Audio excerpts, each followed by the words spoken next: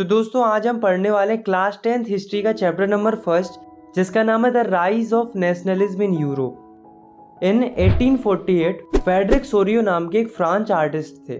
उन्होंने कल्पना करके 4 पिक्चर्स बनाई, जिनमें से ये जो पिक्चर आप देख रहे हो उसका नाम है द पैक्ट बिटवीन नेशन। इस पिक्चर में फ्रेडरिक सोरियो एक डेमोक्रेटिक एंड रिपब्लिक वर्ल्ड की कल्पना कर रहे हैं। यहाँ पर ये जो आपको स्टैचू दिख रही है वो है स्टैचू ऑफ लिबर्टी, जो कि आज़ादी को दर्शा रही है। इस स्टैचू के एक हाथ में टॉर्च है और दूसरे हाथ में मानव अधिकारों का चार्ट है। इस मूर्ति के सामने जमीन पर मोनार्की सिस्टम का कचरा डला हुआ है, यानी कि राजा महाराजाओं के मुकुट, कपड़े और भी राजाशाही वस्तुएं जमीन पर पड़ी हुई है। इसमें जो आर्टिस्ट है वो ये बताना चाह रहे हैं कि जो ये लंबी लाइन में लोग आ रहे हैं वो कैसे मोनार्की सिस्टम के कचड़े को छोड़ते जा रहे हैं, मतलब राजा महाराजाओं के शासन को ध्वस्त करते जा रहे हैं और स्टैचू ऑफ लिबर्टी यानी कि आज़ादी की तरफ बढ़ते जा रहे हैं। यह देखकर उनके गॉड ईसा मसीह और जीसस आसमान से उन्हें आशीर्वाद दे रहे हैं। इस चैप्टर में हम ऐसे कई सारे टॉपिक को पढ़ेंगे जिनकी कल्पना सोरियो ने अपनी इस पेंटिंग में की है। इसके अलावा हम ये भी पढ़ेंगे कि यूरोप में नेशनलिज्म कैसे आया, क्या क्या चेंजेस देखने को मिले, कैसे लोगों ने नेशनलिज्म के लिए स्ट्रगल किया, कैसे यूरोप में से डायनेस्टिक रूल खत्म हुआ और कैसे नेशन स्टेट अस्तित्व में आए। तो चलिए start. The France revolution and the idea of the nation. दोस्तों 1789 में जब फ्रांस रेवोल्यूशन हुआ तो उसका इम्पैक्ट पूरे यूरोप पर पड़ा, क्योंकि 1789 से पहले जब फ्रांस रेवोल्यूशन नहीं हुआ था तब फ्रांस के ऊपर राजा महाराजाओं का शासन था। वही रूल करते थे। फ्रांस के लोगों के पास कोई पावर नहीं होती थी। राजा जैसा कहेगा लोगों को वैसा ही करना पड़ता था। राजा का बेटा राजा बनता था, फिर उसका बेटा, फिर उसका बेटा, यही सिस्टम चलता था। लेकिन जब फ्रांस में रेवोल्यूशन हुआ तो फ्रांस में पॉलिटिकल और कॉन्स्टिट्यूशनल चेंजेस देखने को मिले। अब क्या क्या चेंजेस देखने को मिले देखो। तो फ्रांस रेवोल्यूशन के दौरान पहला चेंज ये देखने को मिला कि जो पावर मोनार्की के पास थी वो मोनार्की से हटकर फ्रांस के कॉमन सिटीजन के पास पहुंच जाती है। दूसरा चेंज था लोगों ने पुराने फ्लैग को हटाकर एक न्यू फ्लैग को इंट्रोड्यूस किया जिसमें 3 कलर थे। थर्ड चेंज था फ्रांस लैंग्वेज को नेशनल लैंग्वेज घोषित कर दिया। फोर्थ चेंज था फ्रांस के लोगों ने एक नया नेशनल एंथम कंपोज किया और साथ में शपथ भी लिया। फिफ्थ चेंज था कि कॉमन लोगों ने वोटिंग के थ्रू स्टेट जनरल को इलेक्ट करना शुरू कर दिया और उसका नाम बदलकर नेशनल असेंबली रख दिया। सिक्स्थ चेंज था जो इंटरनेशनल कस्टम ड्यूटीज पे करनी पड़ती थी फ्रांस के लोगों को, मतलब किसी सामान को इधर से उधर ले जाने के लिए जो टैक्सेस पे करने पड़ते थे उनको हटा दिया गया। तो दोस्तों इतने सारे चेंजेस हुए फ्रांस रेवोल्यूशन के दौरान। इसके अलावा जो फ्रांस आर्मी थी उसने क्या किया कि जो नेशनलिज्म की भावना थी, मतलब अपने नेशन के प्रति प्यार और देशभक्ति की जो भावना थी उसे पूरे यूरोप में फैलाना शुरू कर दिया। इन्होंने कहा कि अगर हम मोनार्की को हटाकर डेमोक्रेसी ला सकते हैं तो आप लोग क्यों नहीं। ऐसा इन्होंने ढिंढोरा पीटना शुरू कर दिया पूरे यूरोप में। सब कुछ सही चल रहा था। फ्रांस से मोनार्की सिस्टम हट चुका था और डेमोक्रेसी आ गई थी। लोग खुशी खुशी रह रहे थे। लेकिन 1799 में एक ऐसे व्यक्ति की एंट्री होती है जो फ्रांस से डेमोक्रेसी को हटा देता है और सारी पावर अपने हाथ में ले लेता है। उस व्यक्ति का नाम था नेपोलियन बोनापार्ट। इसने क्या किया कि ये एक कोड लेकर आया जिसका नाम था सिविल कोड ऑफ 1804। इसे नेपोलियन कोड भी बोला जाता है। ये बेसिकली कुछ नहीं था, ये बस कुछ चेंजेस थे जो कि नेपोलियन ने किए थे डिक्टेटर बनने के बाद। तो क्या क्या किया था नेपोलियन ने देखो। First, established equality before law. पहले क्या होता था कि फ्रांस में सारे लोगों को इक्वल नहीं माना जाता था। जो चर्च और नोबल्स होते थे उन्हें सुपीरियर माना जाता था। उन्हें वर्थ के बेसिस पे प्रिविलेजेस भी मिलते थे। लेकिन अब ऐसा नहीं था। नेपोलियन ने क्या किया कि सबको इक्वल कर दिया, मतलब कानून की नज़र में सब लोग बराबर रहेंगे, ना ही कोई सुपीरियर रहेगा और ना ही कोई कमज़ोर रहेगा। Second, secure the right of property. Napoleon ने क्या किया कि लोगों को राइट टू प्रॉपर्टी दिला दिया, मतलब अगर किसी के पास पैसा है तो वो प्रॉपर्टी खरीद सकता है और वो प्रॉपर्टी उसी की रहेगी, कोई उससे छीन नहीं सकता।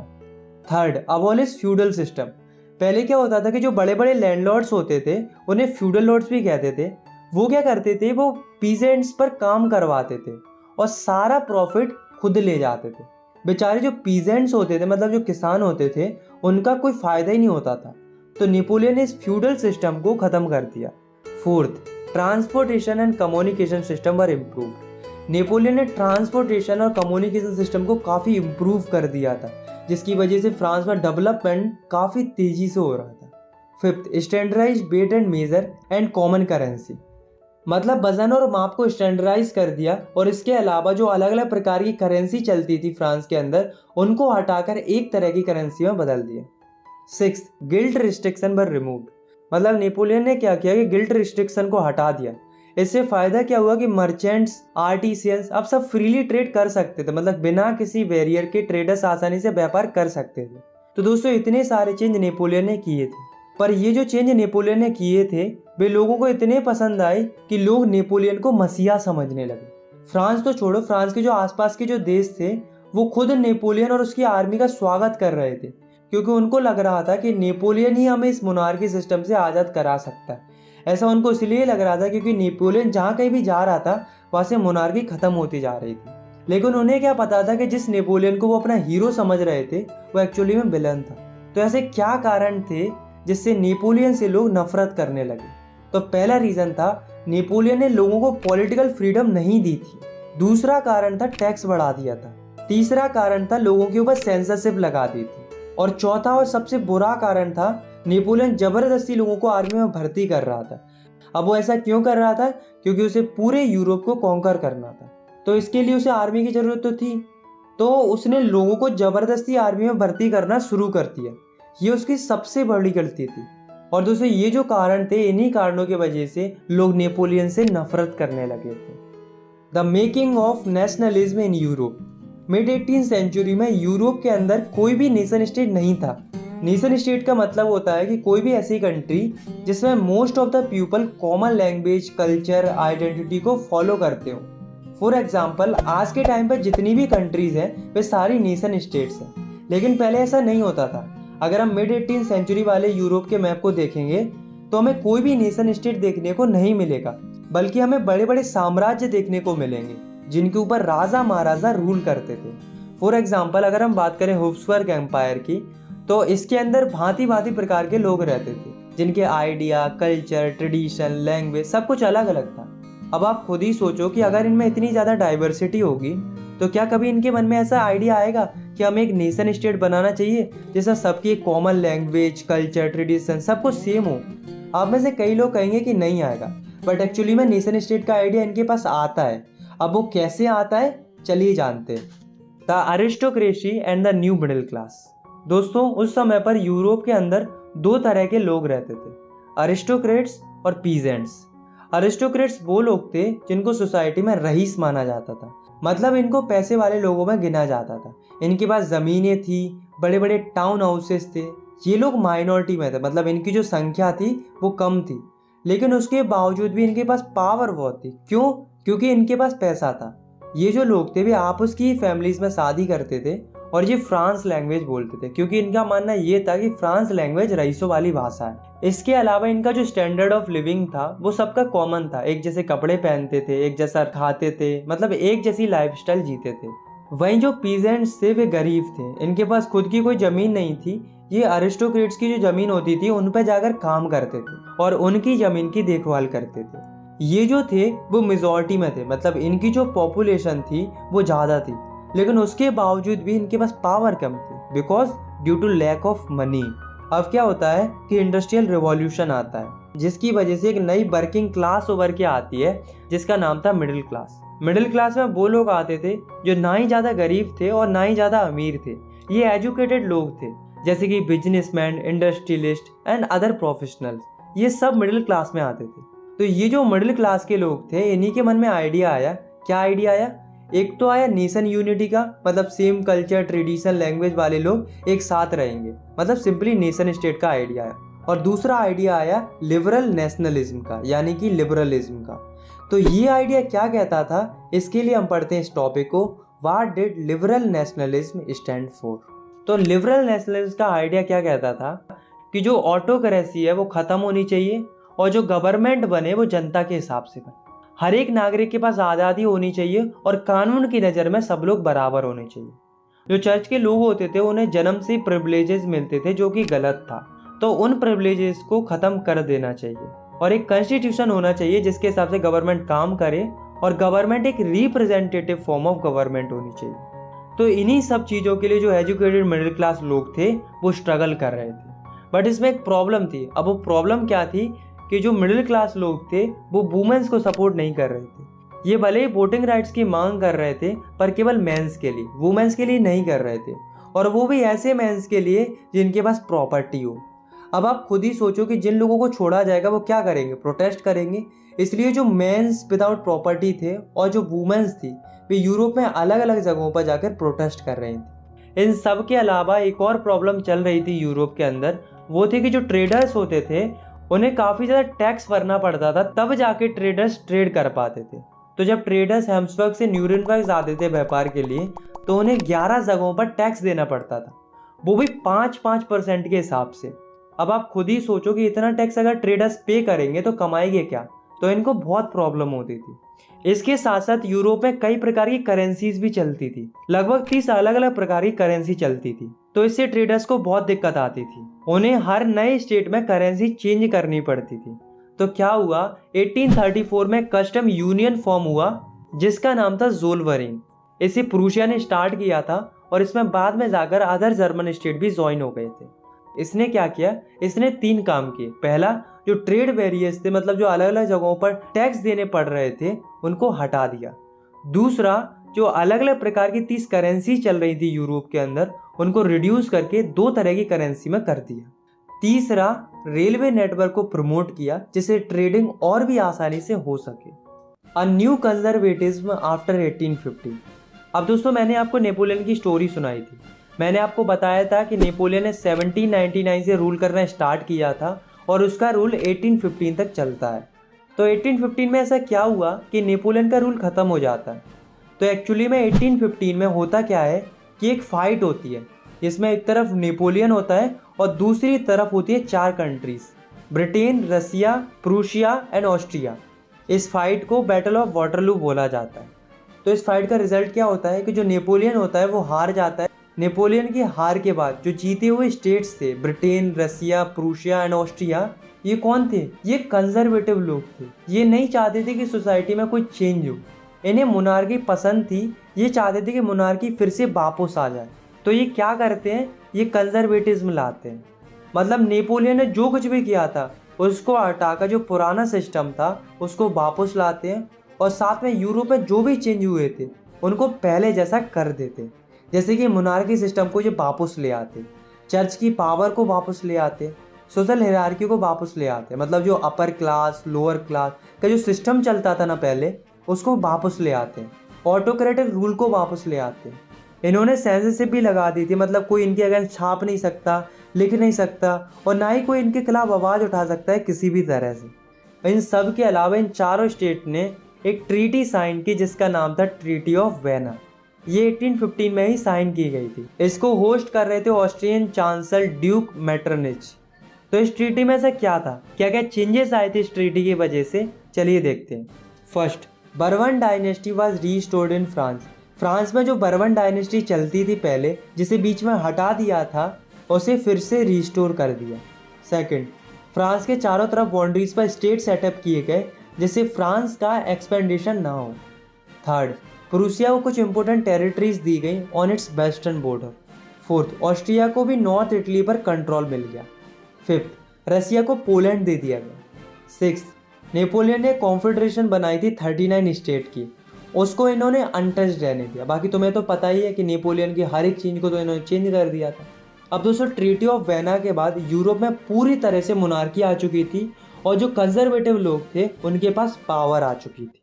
The revolutionaries. तो इस कंजर्वेटिव से बहुत से लिबरल नेशनलिस्ट लोग खुश नहीं थे। तो 1815 के बाद जितने भी लिबरल नेशनलिस्ट लोग थे वे अंडरग्राउंड हो गए, क्योंकि अब पावर कंजर्वेटिव लोगों के पास पहुंच चुकी थी। तो ये ओपनली तो कुछ कर नहीं सकते थे, इसलिए इन्होंने चोरी छुपे सीक्रेट ग्रुप्स बनाने स्टार्ट कर दिए। ये नहीं चाहते थे कि यूरोप में मोनार्की या ऑटोक्रेटिक रूल रहे, इन्हें पूरी तरह से आज़ादी चाहिए थी। ऐसे ही एक व्यक्ति थे जिनका नाम था गोसिपी मज़ीनी। इनका जन्म 1807 में गेनियो में हुआ था। ये एक इटली के रिवॉल्यूशनरी थे। ये एक सोसाइटी के मेंबर भी थे जिसका नाम था कार्बोनरी, और साथ में इन्होंने 2 सीक्रेट सोसाइटी बनाई थी, पहली यंग इटली इन मार्सेलिस और दूसरी यंग यूरोप इन वर्न। तो ये 2 सोसाइटी बनाई थी। ये इटली के थे, इसलिए ये चाहते थे कि इटली एक नेशन स्टेट बने। इन्हें देखकर यूरोप में अलग अलग जगहों पर भी सीक्रेट सोसाइटी बनना स्टार्ट हो जाती है। अब आप खुद ही सोचो कि इतनी सारी सीक्रेट सोसाइटी अगर बनेगी तो क्या होगा? रिवॉल्यूशन होगा, ऑफ कोर्स होगा। द एज ऑफ रिवॉल्यूशन 1830 से लेकर 1848 का जो दौर है, इसमें यूरोप के अंदर कई सारे रिवॉल्यूशन होते हैं, इसलिए इस दौर को एज ऑफ रिवॉल्यूशन बोला जाता है। तो इस पीरियड में दो ही मेन रिवॉल्यूशन हुए हैं, एक तो हुआ है जुलाई रेवोल्यूशन और दूसरा हुआ है ग्रीक रेवोल्यूशन। तो सबसे पहले हम बात करते हैं जुलाई रेवोल्यूशन की। तो जुलाई रेवोल्यूशन दो जगहों पर होता है, पहला फ्रांस के ऊपर और दूसरा बेल्जियम के ऊपर। तो फ्रांस में क्या होता है, फ्रांस से बर्बन किंग को हटा दिया जाता है, मतलब कंजर्वेटिव लोगों ने जो बर्बन डायनेस्टी सेटअप की थी फ्रांस के अंदर, उसको हटा दिया जाता है और साथ में कॉन्स्टिट्यूशनल मोनार्की सेटअप की जाती है। मतलब मोनार्की तो रहेगी बट उसमें काम कॉन्स्टिट्यूशन के हिसाब से होगा। इन सब के अलावा लुइस फिलिपी को फ्रांस का हेड बना दिया जाता है। अब बात करते हैं बेल्जियम की। पहले क्या था कि जो बेल्जियम था वो यूनाइटेड किंगडम ऑफ नीदरलैंड का ही पार्ट था, मतलब Belgium United Kingdom of Netherland के कंट्रोल में आता था। तो जो बेल्जियम के लोग थे उनको आज़ादी चाहिए थी, वो अपना एक अलग ही नेशन बनाना चाहते थे और इसी कारण से बेल्जियम में भी रिवॉल्यूशन होता है और इस रेवोल्यूशन का रिजल्ट ये आता है कि बेल्जियम को फ्री कर दिया जाता है, मतलब बेल्जियम आज़ाद हो जाता है यूनाइटेड किंगडम ऑफ नीदरलैंड से। अब हम बात करते हैं दूसरे रेवोल्यूशन की जिसका नाम था ग्रीक रेवोल्यूशन। तो पहले क्या था कि जो ग्रीक था वो ऑटोमन एम्पायर का पार्ट था। तो जो ग्रीक के लोग थे वो भी और देशों की तरह फ्रीडम की डिमांड कर रहे थे, वो भी चाह रहे थे कि हमारा एक नेशन स्टेट हो, मतलब अलग से एक कंट्री हो। तो इसी फीलिंग के लिए 1821 में ग्रीस के लोग स्ट्रगल करना शुरू कर देते, पर ग्रीस के लोग इतने ज़्यादा पावरफुल नहीं थे कि भी अपने आप को आज़ादी दिला पाए, तो इन्हें मदद की ज़रूरत थी। तो इसके लिए जो वेस्ट यूरोपियन कंट्रीज़ थी वो इनकी मदद करती हैं और साथ में जो ग्रीक के पोएट्स और आर्टिस्ट थे वे भी अपनी पोएम्स और पेंटिंग के थ्रू लोगों के बीच में नेशनलिज्म की फीलिंग जगाने में लगे हुए थे। तो इन सब की वजह से फाइनली 1932 को एक ट्रीटी साइन होती है जिसका नाम था द ट्रीटी ऑफ कॉन्स्टेंटिनोपल। इस ट्रीटी के साइन होने के बाद ग्रीक जो है वो आज़ाद हो जाता है और एक इंडिपेंडेंट नेशन स्टेट बन जाता है। The romantic imagination and the national feelings. दोस्तों आपको क्या लगता है कि जो नेशनलिस्ट की फीलिंग थी, मतलब जो देशभक्ति की जो भावना थी, वो लोगों में केवल वॉर और टेरिटोरियल एक्सपेंशन से आई थी? नहीं, ऐसा नहीं था, बल्कि इसके अलावा एक और चीज़ थी जिसकी वजह से नेशनलिस्ट की फीलिंग लोगों में फैल रही थी, वो था कल्चर। इन लोगों को लगा कि हमें कल्चर के थ्रू लोगों में नेशनलिस्ट की फीलिंग अराइज करनी चाहिए, लोगों को इमोशनली कनेक्ट करना चाहिए अपने नेशन के प्रति, इसलिए स्टार्ट हुआ रोमांटिसिज्म। रोमांटिसिज्म का मतलब होता है a cultural movement to develop a particular form of national sentiments. मतलब कोई भी ऐसा कल्चरल मूवमेंट है जिसकी वजह से लोगों में अपने नेशन के प्रति प्यार पैदा हो, या हम कह सकते हैं लोगों के मन में अपने देश के प्रति सेंटिमेंट जागरूक हो, इसी को रोमांटिसिज्म बोला जाता है। तो ऐसे कई सारे रोमांटिक आर्टिस्ट थे जो रोमांटिज्म फैला रहे थे अपनी आर्ट्स, पोएट्रीज, स्टोरीज और म्यूजिक की मदद से। ऐसे एक जर्मन फिलोसोफर थे जिनका नाम था जॉन गॉटफ्राइड। इन्होंने इसी से रिलेटेड अपनी फीलिंग शेयर की। इन्होंने कहा कि अगर आपको पता करना है किसी देश का कल्चर कैसा है तो वो राजा महाराजाओं के महलों में देखने को नहीं मिलेगा, बल्कि कॉमन लोगों के पास में रहने से पता चलेगा कि उस देश का कल्चर कैसा है। और इन्होंने ये भी कहा कि जो कल्चर है वही तो आत्मा है नेशन की, मतलब culture is the true spirit of the nation. अब हमें एक स्टोरी सुननी जो कि पोलैंड की स्टोरी है, ताकि हम और अच्छे से समझ सके कि रोमांटिसिज्म क्या है। तो जो पोलैंड था उसका ज़्यादातर हिस्सा रसिया के कंट्रोल में था और जो पोलैंड के लोग थे वो पोलिश भाषा बोलते थे। तो रसिया ने क्या किया कि पोलैंड से पोलिश भाषा को हटा दिया और वहाँ पर ज़बरदस्ती रसियन लैंग्वेज को इम्प्लीमेंट कर दिया। अब दोस्तों जो पोलैंड के लोग थे उन्हें इस बात के लिए बहुत बुरा लग रहा था कि उनसे उनकी भाषा छीनी जा रही थी। तो पोलैंड के कुछ लोगों ने 1831 में इसके अगेंस्ट रिवॉल्यूशन स्टार्ट किया। पर हमें एक बात पता है कि रसिया आज भी पावरफुल है और उस समय पर भी पावरफुल था, और वैसे भी जो पोलैंड था वो रसिया के ही कंट्रोल में आता था। तो हुआ क्या कि पोलैंड को दबा दिया गया, मतलब जो लोग रिवॉल्यूशन कर रहे थे उनको चुप करा दिया गया। इनफैक्ट कुछ प्रीस्ट को तो उन्होंने जेल में बंद कर दिया और कुछ को तो उन्होंने साइबेरिया भेज दिया मरने के लिए, ताकि आगे से कोई उनके खिलाफ आवाज़ ना उठा सके। तो ये जो स्टोरी आपने सुनी है उसका रिजल्ट शायद आपको अच्छा देखने को ना मिला हो, लेकिन ये स्टोरी हमें एक चीज़ सिखाती है कि जो ये लैंग्वेज होती है किसी भी नेशन की, वो भी एक वेपन बन सकती है जिससे नेशनलिज्म की फीलिंग को जगाया जा सकता है। भले ही रसिया अपनी लैंग्वेज को पोलैंड के ऊपर थोपना चाहता था, पर पोलैंड के लोग अपनी कल्चरल लैंग्वेज को छोड़ना नहीं चाह रहे थे। ये जो प्यार था अपने कल्चर से रिलेटेड, अपनी कल्चरल लैंग्वेज से रिलेटेड, उसी को तो रोमांटिसिज्म बोला जाता है। तभी तो जो रोमांटिक थिंकर्स थे वो लोगों में रोमांटिज्म फैला रहे थे ताकि लोगों में कल्चर के प्रति प्यार बना रहे और लोगों में नेशनल्स की फीलिंग बरकरार रहे। Hunger, hardship and the popular revolt. 1830s में यूरोप के अंदर एक ऐसा दौर आता है जिसमें लोगों की इकोनॉमिक कंडीशन बहुत ज़्यादा ख़राब हो जाती है, इकोनॉमिक हार्डशिप आ जाती है।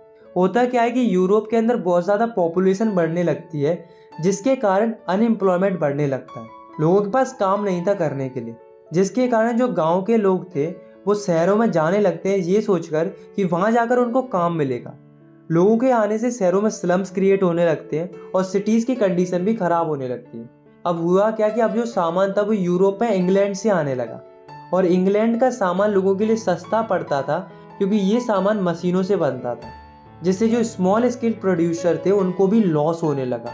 और यही वो दौर था जब लोगों की फसलें भी खराब हो गई, जिससे फूड प्राइसेस आसमान छू रहे थे। लोगों को खाने के लिए भी स्ट्रगल करना पड़ रहा था।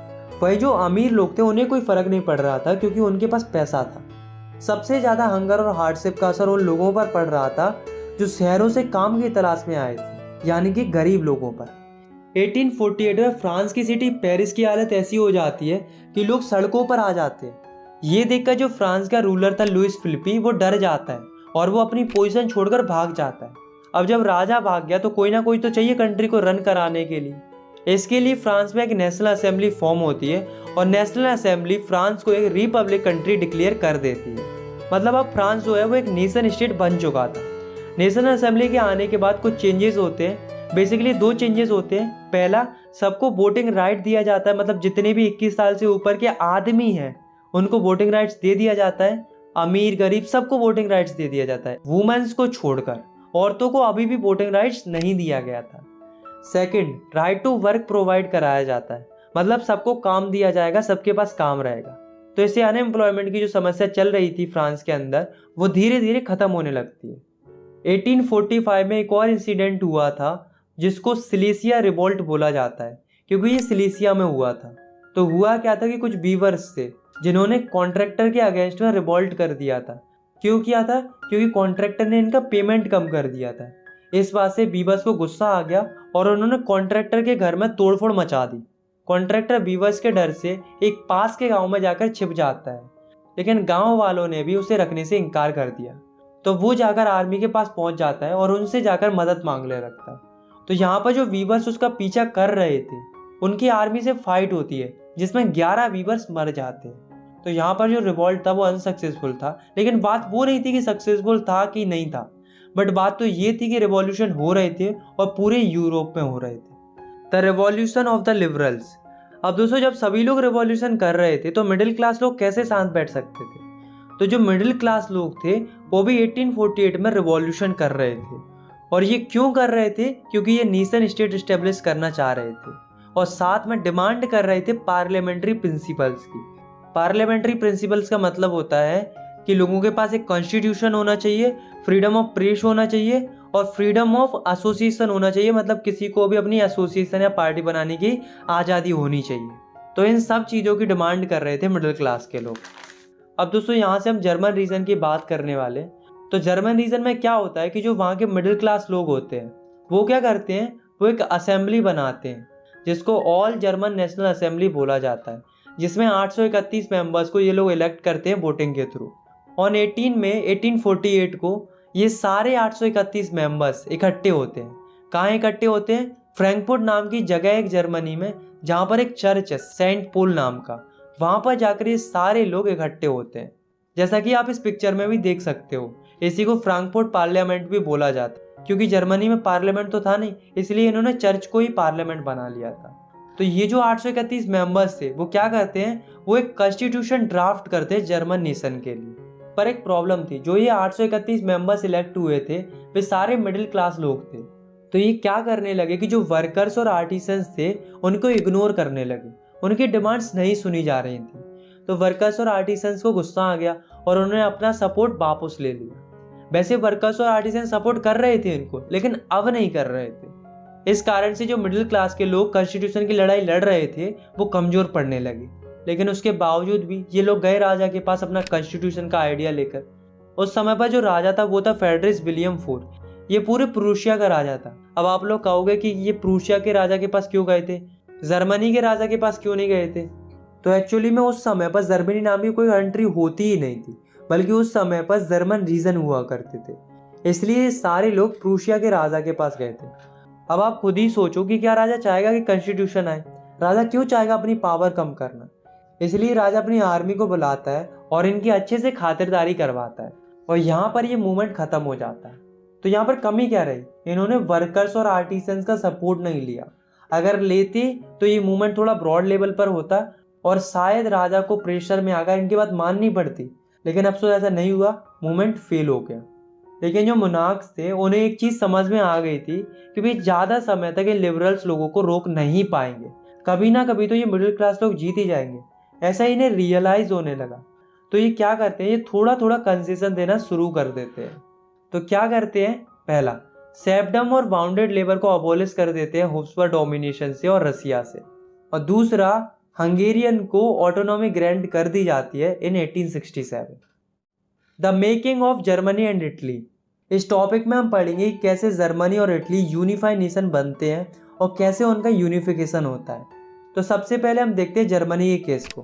तो दोस्तों, अभी तक हमने ये देख लिया था कि जो जर्मनी के मिडिल क्लास लोग होते हैं वे राजा के पास जाते हैं कॉन्स्टिट्यूशन का आइडिया लेकर, बट राजा जो होता है वो एक्सेप्ट करने से मना कर देता है और उन्हें सप्रेस कर देता है आर्मी की मदद से, और यहाँ पर उनका जो मूवमेंट होता है वो खत्म हो जाता है, यानी कि फेल हो जाता है।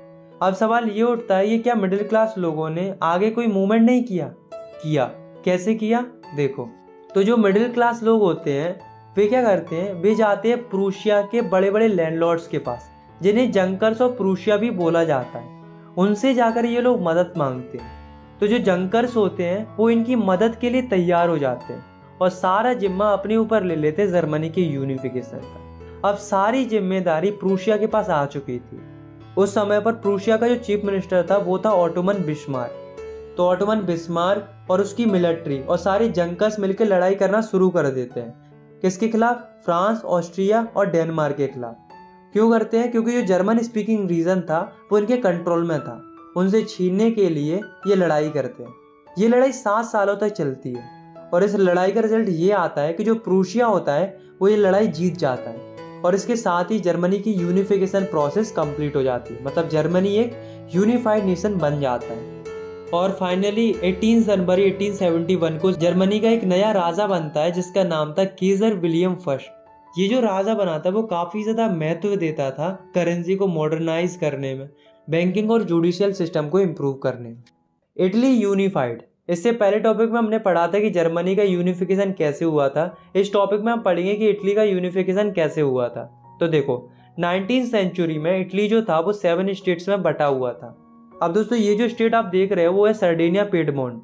यही एकमात्र स्टेट था जहाँ पर एक ऐसा राजा रूल करता था जो इटली लैंग्वेज बोलता था, और वो एक्चुअली में ही इटालियन प्रिंस था। उसका नाम था विक्टर एमैनुएल सेकंड।